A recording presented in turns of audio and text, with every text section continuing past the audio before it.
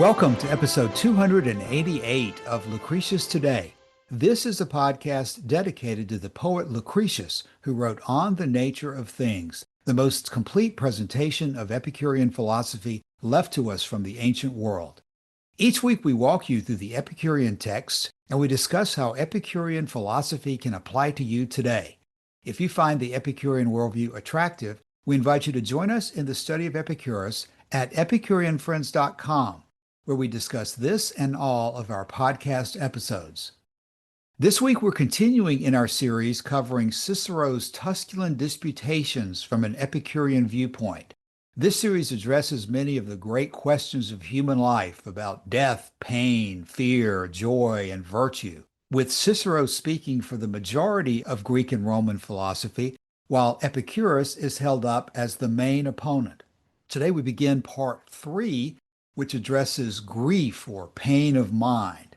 We'll first comment on some of the general points that Cicero raises, and then we'll begin reading at section 4. But before we get to section 4, just a couple of comments about the preliminary statements that Cicero makes. As usual in these sections, before he gets to the question and answer period, he makes some general observations. And the ones that we have with us today are fairly non-controversial, probably something that most everyone would agree with, but it is interesting to see a couple of themes treated which are common to Epicurus and other philosophies, such as the fact that people are generally much more concerned about dealing with pain of the body than they are concerned about dealing with pain and disorders of the mind. But of course, as Cicero points out, the pain and disorders of the mind are frequently much more important and significant to us than those of the body. The body itself can't remain healthy if the mind does not. So, of course, it's critical to understand and be able to deal with disorders of the body. Of course, when Cicero talks about disorders of the mind, he's going to go straight to a discussion of virtue, and that's going to be a big problem for reconciling him with what Epicurus has to say. But even when he talks about virtue, he can make a point that is similar to that of Epicurus, because also in paragraph 1 of this section, he makes the point that the seeds of the virtues are natural to our constitution, but as soon as we're born and received in the world, we are instantly familiarized with all kinds of depravity and perversity of opinion, so that we may be said almost to suck in error with our nurse's milk. That's a very similar comment to what Epicurus has to say about how people are perverted after birth and no longer hear the calling of nature as to pleasure and pain like they did until they were perverted, and how this perversion is something that has to be dealt with. The next point Cicero makes is, what is one of the great sources of this perversion? It's the poets, by which term I think we can include basically much of the cultural commentary that we get in our societies, especially those who enlist art in many kinds to stimulate or motivate people. These poets and artists are frequently totally confused, according to Cicero, about the true goal of life and the nature of virtue. And so we have to be on particular lookout against the perversions that come from them. And again, of course, what Cicero always says is that in pursuit of virtue, you should be pursuing glory. For glory is a real and express substance, not a mere shadow. It consists in the united praise of good men and the free voice of those who form a true judgment of preeminent virtue. So again, Cicero always goes back to appealing to what do the great men of the past have to say about greatness, as if you could immediately figure out who the great men of the past are simply by listening to Cicero designate them as such. By the time Cicero gets into section 3, he returns to the theme that disorders of the mind are worse than those of the body, and that while the mind can minister to the body is not intelligent and doesn't have the ability to minister to the mind in reverse. So that making sure your mind is operating properly is of particular importance. As Cicero says, quote, philosophy is certainly the medicine of the soul. And with that, Cicero comes to the beginning of section 4, where after dealing with death in section 1, pain of the body in section 2, he is now going to be dealing with perturbations or disturbances of the mind.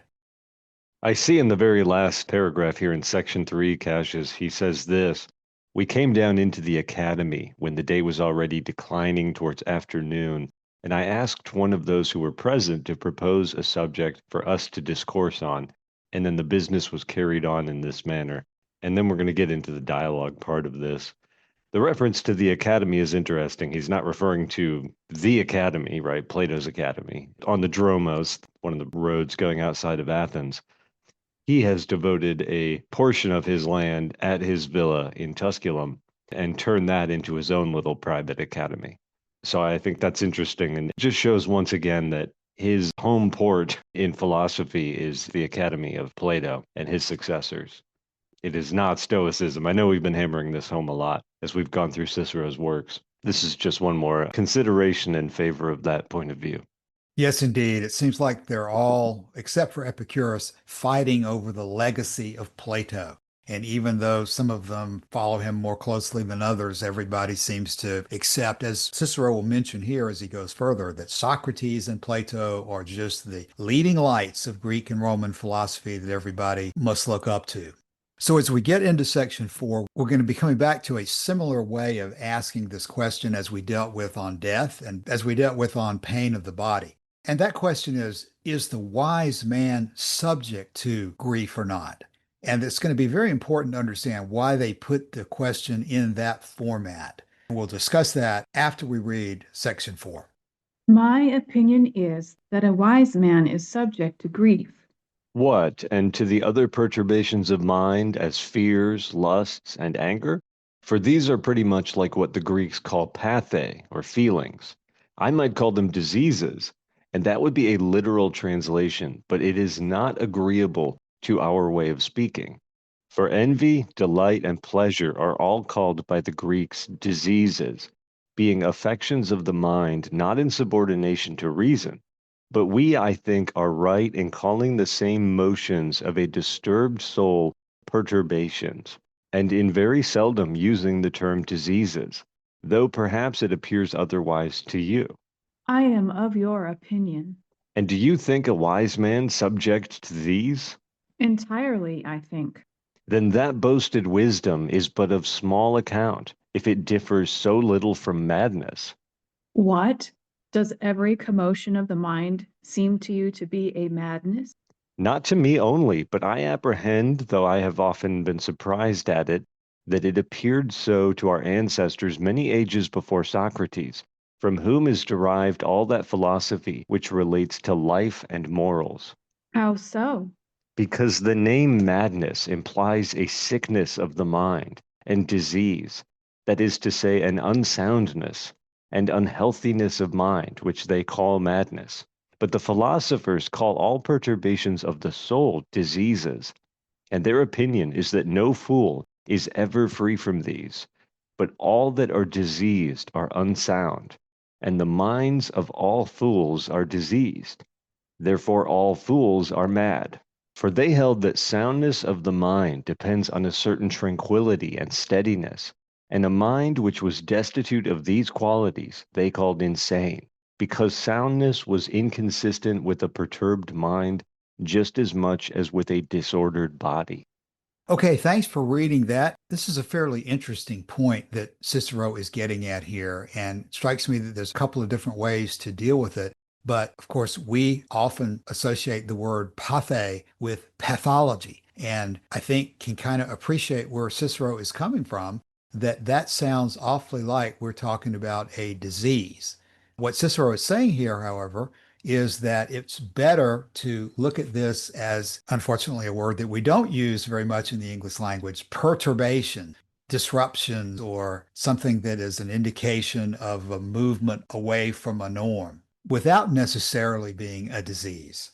So we haven't gotten very far into the discussion yet, but Cicero is making the point that at least some of the Greek philosophers were considering emotions, including joy, delight, other aspects of pleasure, to be diseases. And Cicero is objecting to that, to which I personally would object as well. But the subtleties of the Greek language are difficult for us to deal with nowadays. I don't know whether Cicero is right or wrong, But Cicero was living back in a time when this ancient Greek was still being spoken. He was associating with Greeks. He was being taught by Greek teachers. And I would give Cicero's interpretation of a word issue like that a fairly good bit of weight. What do you think, Joshua? If you go to the entry for this word on Wiktionary under ancient Greek, there are two entries. The first one is pathe, and it says, in a neutral sense, what is done or what happens to a person. In a negative sense, suffering or misfortune. And then the second entry says that pathe is the nominative, accusative, or vocative plural of pathos. And if you click through to pathos, that is pain, suffering, death, misfortune, calamity, disaster, misery, disease, any strong feeling, passion, or emotion, any condition or state, an incident, or a modification of words. So there are different meanings for this word, and there are shades of meanings even among those. So I think his use is well within bounds. I won't criticize him for it. Obviously, it does set up an interesting contrast to the way Epicurus uses the word. He uses it to refer to pleasure, which he considers not at all to be a disease. He also uses it for pain. So with Epicurus, we have both extremes included under this one word, pathe. Cicero here is really only using it, it seems, in the negative to refer to pain, suffering, and disease. Yeah, Joshua, we'll move on and come back to this issue. It's definitely one that deserves its own thread on our forum and a deep discussion of the implications of all this. But clearly, Epicurus does not consider pleasure to be a bad thing. And to the extent that pleasure is sometimes used under this category of pathe, there's definitely implications involved as to whether the category as a whole should have negative connotations or not. And you'd have to think that there's therefore a major difference of interpretation going on here between Epicurus and the other philosophers. As we go forward here into the next section, I think we're going to see why this ends up being so important. Because, as usual with the Stoics, and to the extent that they are just mirroring Plato and Socrates, it's deeply embedded in Greek philosophy that if pleasure is a negative concept, then it needs to be eliminated. It's not something to be valued and experienced, but something that is a disorder in the sense of a disease of the soul. And maybe the Greeks had a different way of looking at diseases than I do, but diseases are certainly things in my mind that you are looking to suppress or get rid of entirely, to isolate yourself from and destroy if possible. And definitely that is not Epicurus's view of pleasure. But let's go further into section 5, and we'll begin to see Cicero repeat for us once again how important it is to some people, meaning the Stoics and others, to classify pleasure and other emotions as diseases to be eliminated from our lives. This whole question has been phrased in that way, in fact.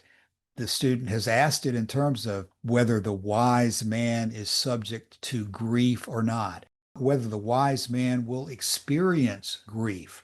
And of course, what Cicero has simply done, legitimately, I think, is to say that, well, let's not just consider grief. Let's consider all strong emotions, whether it be bad or delight or pleasure, and consider whether those should be thought of as diseases to be eliminated or, in the case of pleasure, something to be pursued. I am looking here at the Latin text in the Loeb edition that's on archive.org, and I see that the word that Cicero uses in Latin is morbos. This is the word that is being translated as disease. And that is certainly what the dictionary definition of morbos is: a disease, illness, malady, sickness, disorder, distemper, or ailment of the body or of the mind. But it can also mean a fault, a vice, or a failing, or sorrow, grief, or distress, or of course, as with words like morbid, it can just mean death. So it seems very strange to hear this word applied to the feeling of pleasure, but that's where we are with Cicero. The words that he is using are all expressed in negative terms, dealing with disease and sickness. And as I glance ahead, we're going to keep lingering on this theme, I think, going forward throughout the day. Yeah, Joshua. And of course, I don't think we should limit the concern here to Cicero. I think Cicero is probably accurately portraying what Plato, Socrates, many of these other non-Epicurean philosophers are saying, which is why, to a large degree, so much bitterness arose between the schools about the meaning of pleasure and whether it should be considered to be something that's a good thing and a goal or a terrible thing to be avoided at all costs.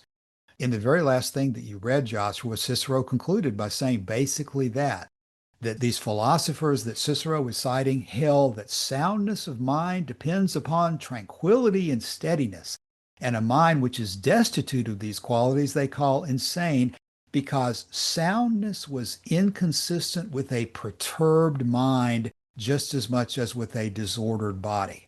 And when he says perturbed mind, he's talking about any kind of strong emotion, good or bad from our point of view. Joy, delight, happiness, any kind of strong emotion is implicitly being considered here as a perturbation, which is just as much inconsistent with a sound mind as it is with a disordered body. So there's an awful lot at stake here in all of this discussion. This is a good reason to be going through this. We think that the Stoics they are all after happiness, just like we are. All the Greeks were after happiness because they just like to sing and dance on the beach and so forth. But that's not where these philosophies were going, and Epicurus was revolting against that.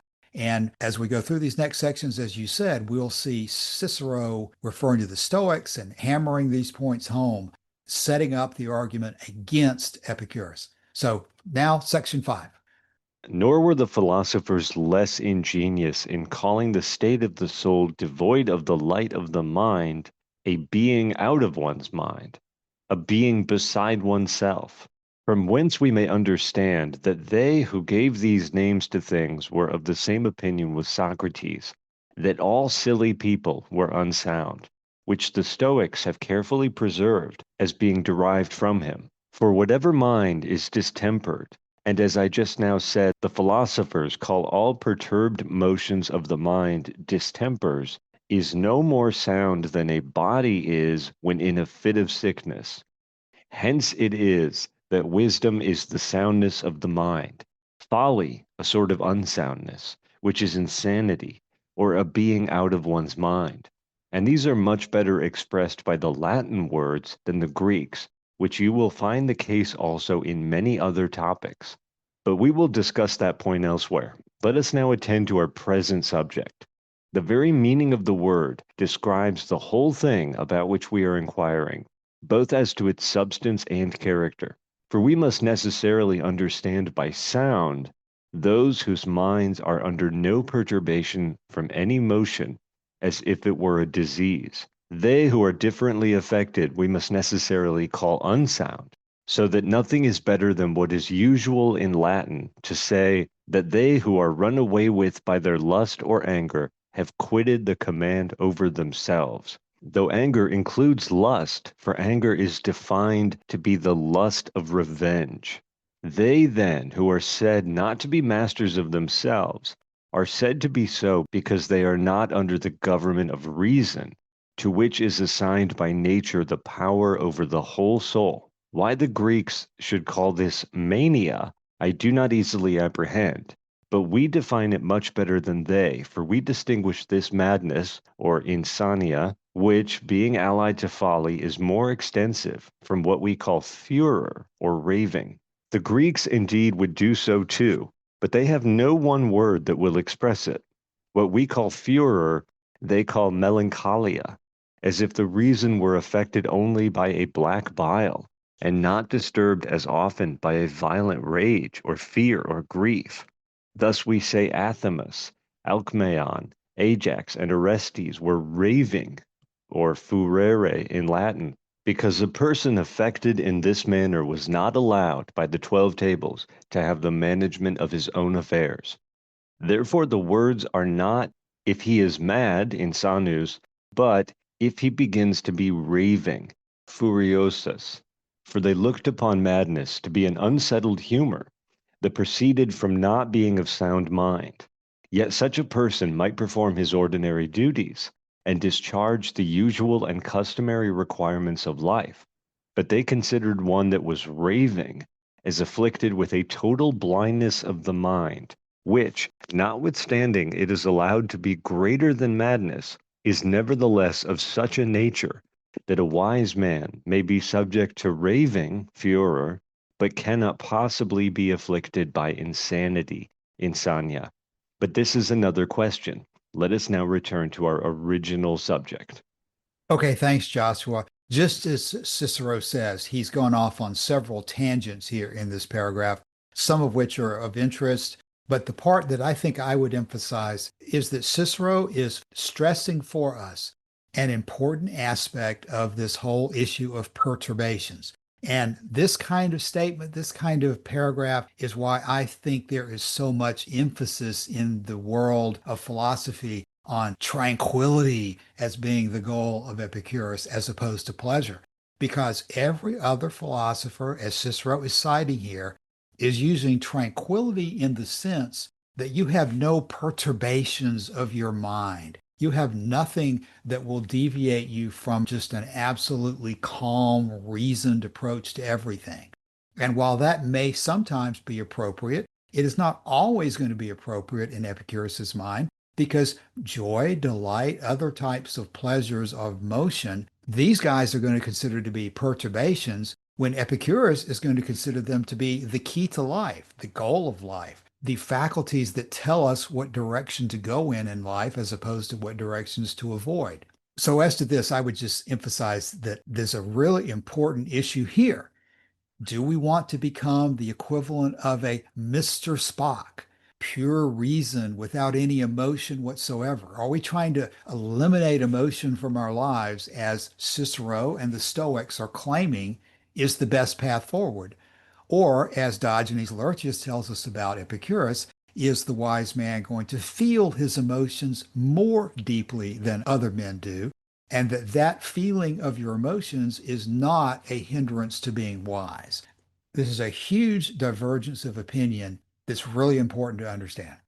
Okay, let's review the words we're using here. So he cited the Greek word pathe, which we usually talk about on this podcast and on the forum to mean feelings, as in the feelings of pleasure and pain. He is using pathe, and to some extent, the Greeks use pathe as synonymous with disease. Cicero says that he prefers the Latin word perturbato, which we see here translated as perturbed. And we're also dealing with this distinction that he's trying to draw between furor and insanity, or what he calls raving and insanity or unsoundness. And he says that a wise man at the end here may be subject to raving or furor, but cannot possibly be afflicted by insanity. And he makes mention of the laws of the 12 tables, which was a law code formally promulgated, according to Wikipedia, in 449 BC, which consolidated earlier traditions into an enduring set of law. And he says, according to the law of the 12 tables, someone who is raving cannot be trusted with the management of their own affairs. And then we get the first sense of where we're going here, which is he brings up this Greek word melancholia. Melancholy or black bile is one of the four humors in classical medicine, along with blood and phlegm and yellow bile, I think is the other one. And in line with speaking of disease, it is the balance between these four humors that determines whether you are in good health. And if you have an excess of one, that will come out in your behavior or personality or so on. And they also had this idea that some of them were hot, some of them were dry, some of them were cold, some of them were wet. And so if you had a cold and wet disease, then the treatment would have to be hot and dry to balance it out again. Very elaborate system, which Cicero is touching on here. But to me, the most interesting thing he says in this section is something he says throughout his works, which is he's very irritated with Lucretius for complaining about the poverty of the Latin language. And in the very opening part of the first book of On Ends, he complains about the fact that his fellow countrymen, these other Romans, when they want to study philosophy, they only ever study it in Greek. And he's trying to cultivate here through this work and all of his works. He's trying to cultivate a native Roman Latin literature. And he's finding that there is a serious cultural headwind against him in this. and that even the people who came before him, as to some extent Lucretius did, he's saying that even though they translated Greek works into Latin, or they expressed Greek philosophy in Latin, or they retold Greek stories in Latin, even as they were doing it, they were complaining that it was difficult to express these ideas in Latin. And Cicero thinks this idea is ridiculous. He says not only is Latin not an impoverished language, but actually when it comes to some subjects, or as he says here, many other topics, including the one we're talking about here, he says that the ideas we're talking about are much better expressed by the Latin words than the Greek. So this has very little to do with philosophy, but this is something that is very important to Cicero, very important to his project here, this lifelong project of cultivating a domestic literature. And we have seen this come up again and again in his works. And so Cicero then acknowledges that he's off on a tangent and tries to get back on track in section 6. That's right. In section 6, he says this: I think you said that it was your opinion that a wise man was liable to grief. And so indeed, I think. It is natural enough to think so, for we are not the offspring of flints, but we have by nature something soft and tender in our souls, which may be put into a violent motion by grief, as by a storm. Nor did that Crantor, who was one of the most distinguished men that our Academy has ever produced, say this amiss. Quote, I am by no means of their opinion who talk so much in praise of I know not what insensibility, which neither can exist nor ought to exist. I would choose, says he, never to be ill, but should I be so, still I should choose to retain my sensation, whether there was to be an amputation or any other separation of anything from my body. For that insensibility cannot be but at the expense of some unnatural ferocity of mind or stupor of body. End quote. And then Cicero says, but let us consider whether to talk in this manner be not allowing that we are weak and yielding to our softness. Notwithstanding, let us be hardy enough, not only to lop off every arm of our miseries, but even to pluck up every fiber of their roots. Yet still something perhaps may be left behind, so deep does folly strike its roots. But whatever may be left, it will be no more than is necessary. But let us be persuaded of this, that unless the mind be in a sound state, which philosophy alone can effect, there can be no end of our miseries. Wherefore, as we begun, let us submit ourselves to it for a cure. We shall be cured if we choose to be. I shall advance something further. I shall not treat of grief alone, though that indeed is the principal thing, but as I originally proposed, of every perturbation of the mind, as I termed it, disorder, as the Greeks call it. And first, with your leave, I shall treat it in the manner of the Stoics, whose method is to reduce their argument into a very small space. Afterwards, I shall enlarge more in my own way. Okay, Joshua, thanks. Now, Cicero says there that he's going to tell us about the Stoic position and then enlarge it in terms of his own views. But here in this section, he's done the same thing. He has introduced this by citing Crantor, who Wikipedia says was a member of the Old Academy, the first person to start writing commentaries on Plato. So again, this shows that Cicero's heart is in the Socratic Platonic school and not with the Stoics. And in fact, this quotation from Crantor makes the same point, that I am by no means of the opinion of those who talk so much in praise of I know not what insensibility, which neither can exist nor ought to exist. I would choose never to be ill, but should I be so, still I would choose to retain my sensation, whether there was an amputation or any other separation of anything from the body. For insensibility cannot be but at the expense of some unnatural ferocity of mind or stupor of body. And to a large degree, I think Epicurus would agree with that academic criticism of the direction that the Stoics eventually went in, that you're going to try to totally become Mr. Spock and totally rise above any kind of emotions or perturbations whatsoever. So Cicero's planning in our minds that he doesn't go nearly as far as the Stoics do, but in terms of explaining to us the philosophical positions, The first one he's going to explain when he picks them up and before he gets to Epicurus is going to be the Stoic position. So as we move into section 7, it looks like Cicero is going to start using a more syllogistic argument here than he is accustomed to using. This is what he says. A man of courage is also full of faith. I do not use the word confident because, owing to an erroneous custom of speaking, that word has come to be used in a bad sense, though it is derived from confiding, which is commendable. But he who is full of faith is certainly under no fear, for there is an inconsistency between faith and fear. Now, whoever is subject to grief is subject to fear. For whatever things we grieve at when present, we dread when hanging over us and approaching. Thus it comes about that grief is inconsistent with courage. It is very probable, therefore, that whoever is subject to grief is also liable to fear, and to a broken kind of spirits and sinking.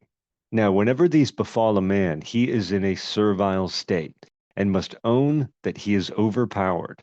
For whoever admits these feelings must admit timidity and cowardice.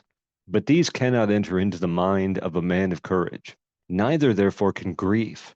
But the man of courage is the only wise man. Therefore grief cannot befall the wise man. It is besides necessary that whoever is brave should be a man of great soul, that whoever is a man of a great soul should be invincible. Whoever is invincible looks down with contempt on all things here and considers them beneath him. But no one can despise those things on account of which he may be affected with grief. From whence it follows that a wise man is never affected with grief. For all wise men are brave, therefore a wise man is not subject to grief. And as the eye, when disordered, is not in a good condition for performing its office properly, and as the other parts and the whole body itself, when unsettled, cannot perform their office and business, so the mind, when disordered, is but ill fitted to perform its duty. The office of the mind is to use its reason well, but the mind of a wise man is always in condition to make the best use of his reason, and therefore is never out of order. But grief is a disorder of the mind. Therefore, a wise man will be always free from it. Joshua, I think that Cicero has done a very good job here of presenting not only the method of the Stoics in terms of presenting things in a very syllogistic type of manner, but I would interpret most of all of this, maybe all of it, as Stoicism, as the heart of Stoicism, as what Cicero has been criticizing previously. They are trying to say that you can be isolated and insulated from grief by simply being a wise man, because you know by definition that the wise man is never affected with grief. And if you like to flatter yourself that you're a wise man, if you like to study philosophy, and you do in fact devote all sorts of time and effort to learning the nature of things and so forth, and you become wise, then you can know by the very fact that you are wise that you will never, ever thereafter be subject to grief. And I think that's just an absolutely ridiculous argument that falls on its face as obviously untrue, using Cicero himself as an example of someone who suffered great grief from the loss of his daughter, from his exile from politics, just as all of us suffer great grief and emotional upset, just as Epicurus himself was no doubt in great pain because of his condition as he was about to die. You can be the wisest man who's ever lived, and you are still going to have times when your mind is affected by grief. If not from anything else, just from the death of your loved ones, the death of your friends, all sorts of things in life that cannot help but cause tremendous upset in someone's mind. This is the point that Diogenes Laertius records as so different with Epicurus, because Epicurus says that the wise man will feel these emotions more deeply than other men will. Not going to feel them just the same level as other men do, but more deeply than other men do. And yet this is no hindrance to his wisdom. I would equate this with happiness as well, in the sense that Epicurus acknowledges that in his own case, he was happy on his last day, even though he was in great physical pain. So happiness does not exclude pain of body or of mind. In the same way, wisdom does not mean that you're not going to suffer occasional periods of grief. You can minimize the grief. You can deal with the grief by understanding philosophically the reasons for the way things are. But just because you're wise does not mean you're not going to feel grief. But that's exactly the direction that the Stoics want to teach people to go, want to try to persuade people to accept, again, the Spock mentality. No matter what happens, never bend your lip, never admit any emotion whatsoever. And as Crantor was saying in the last section, that kind of incivility must be at the expense of an unnatural ferocity of mind or stupor of the body. And if we're taking nature as our standard, as Epicurus is doing, we're not going to assert or we're not going to strive for any kind of a standard or any kind of a way of conduct which is unnatural in that way.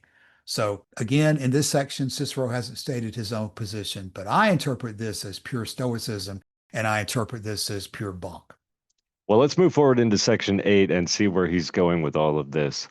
He continues on with the argument he was making. He says, and from these considerations, we may get at a very probable definition of the temperate man, whom the Greeks called sophron.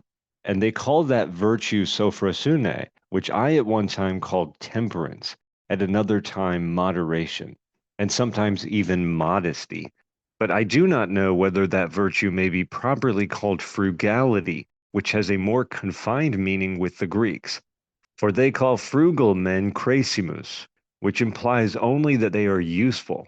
But our name has a more extensive meaning, for all abstinence, all innocency, which the Greeks have no ordinary name for, though they might use the word ablabeia, for innocency is that disposition of mind which would offend no one, and several other virtues are comprehended under frugality.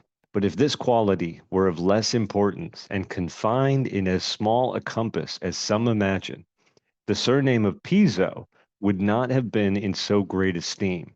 But as we allow him not the name of a frugal man, frugi, who either quits his post through fear, which is cowardice, or who reserves to his own use what was privately committed to his keeping, which is injustice, or who fails in his military undertakings through rashness, which is folly. For that reason, the word frugality takes in these three virtues of fortitude, justice, and prudence, though it is indeed common to all virtues, for they are all connected and knit together. Let us allow, then, frugality itself to be another and fourth virtue, for its peculiar property seems to be to govern and appease all tendencies to too eager a desire after anything, to restrain lust, and to preserve a decent steadiness in everything.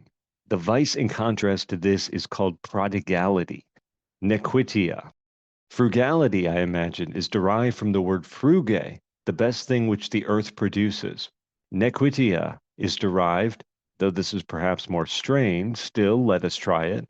We shall only be thought to have been trifling if there is nothing in what we say. From the fact of everything being to no purpose, nequiquam, in such a man. From which circumstance he is called also nihil, nothing.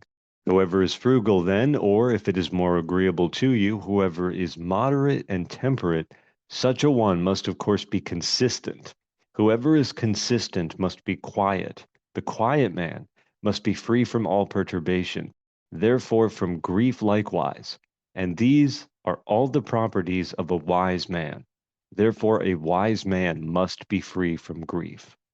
Thank you, Joshua. Yes, indeed, Cicero has extended his presentation of how we can define the wise man as free from grief, and therefore know that once we are wise, we will never have any grief anymore. Well, in all of this etymology and background of the words that Cicero is giving us, he summarizes this section in a way that shows us what he's doing by going back to frugality, a word that we use mainly to refer to not spending large amounts of money, but which apparently had a much wider definition at that time, and saying that whoever is frugal is moderate and temperate, and whoever is moderate and temperate must be quiet, and whoever is quiet is free from perturbation.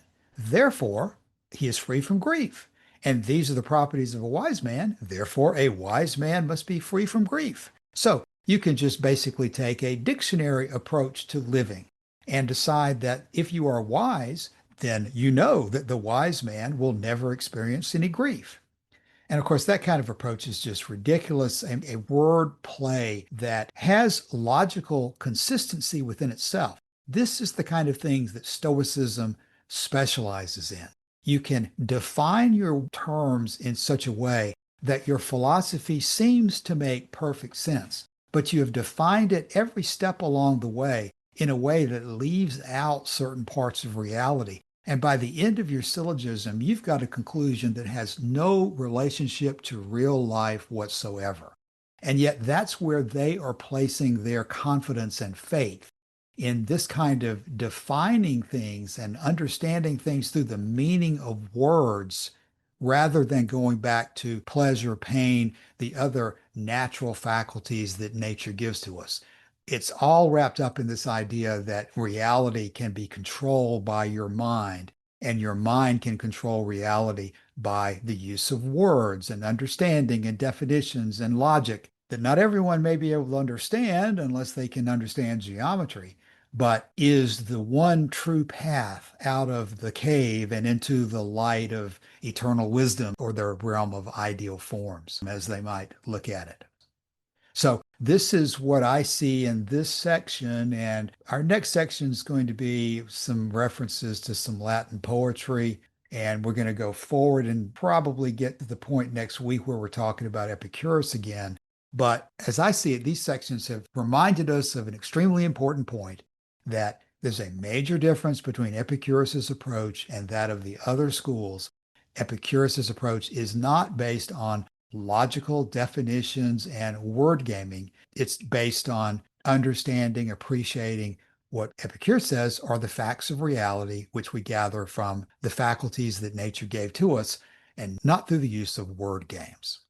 Cicero in the text here makes mention of a member of the Piso gens, Piso Frugi. That is Lucius Calpurnius Piso Frugi, who was consul in 133 BC. And I'm reading the Wikipedia page here.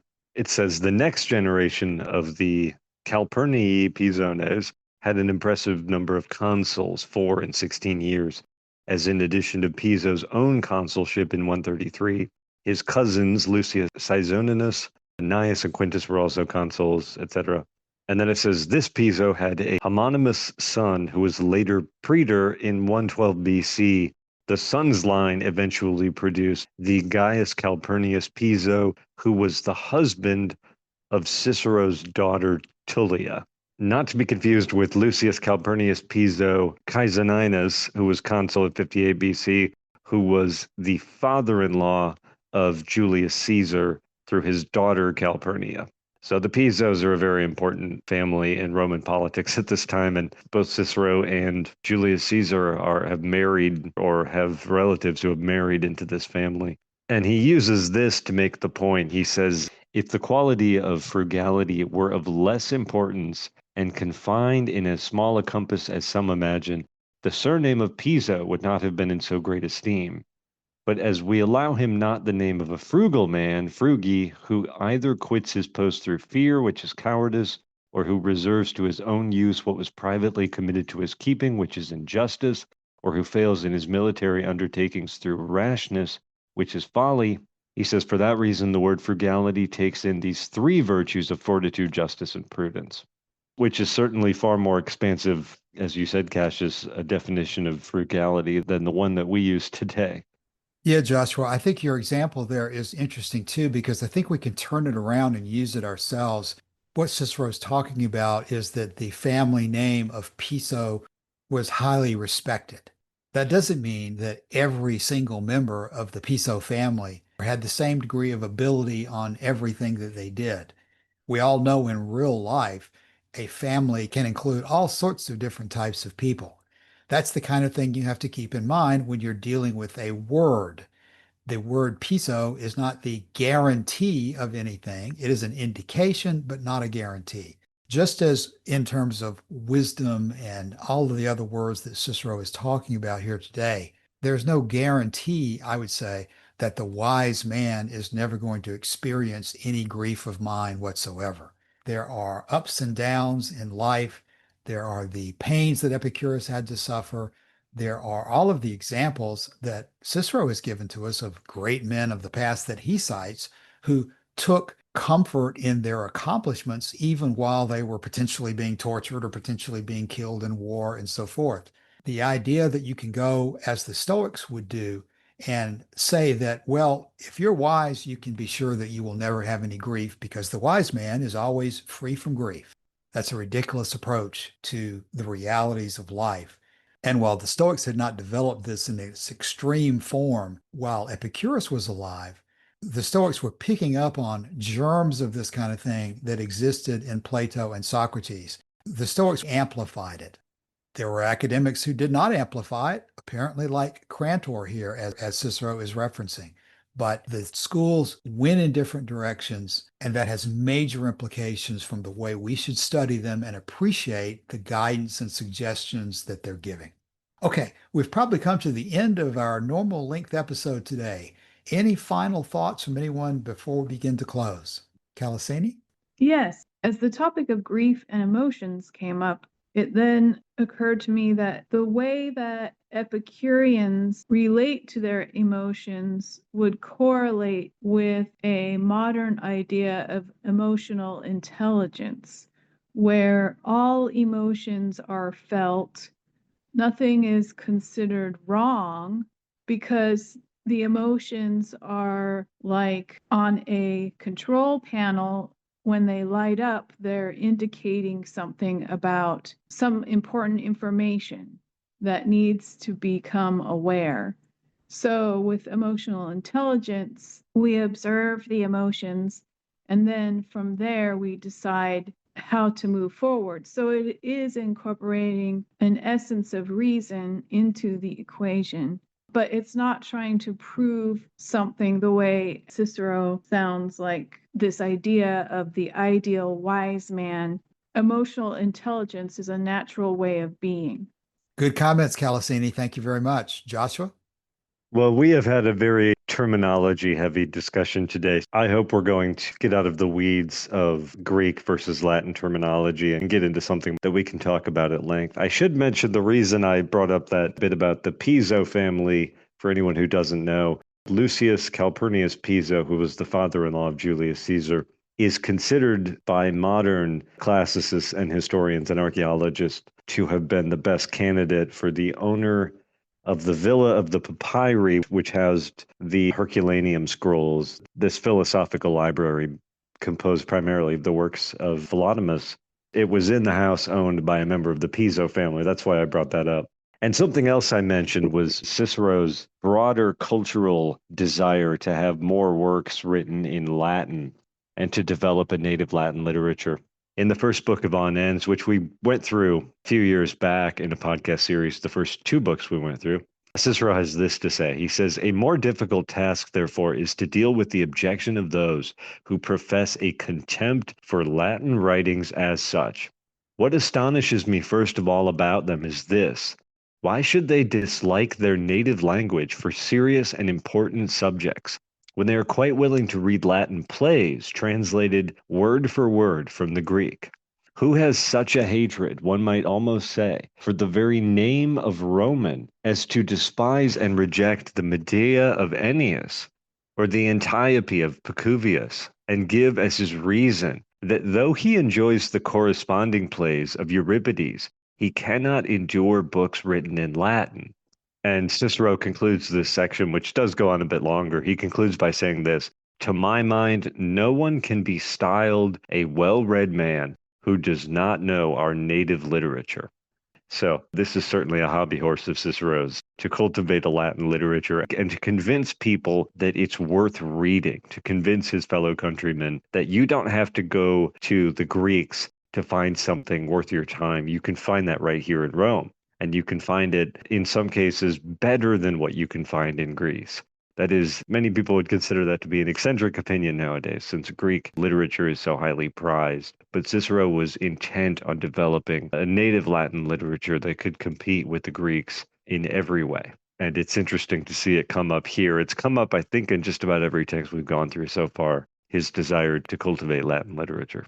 And for that reason, he can praise Lucretius very highly, as he does in the letter to his brother, even though, of course, he disavows every element in the poem. He can admire it because of its beautiful Latinity, its beautiful Latin verse, but still despise the philosophy.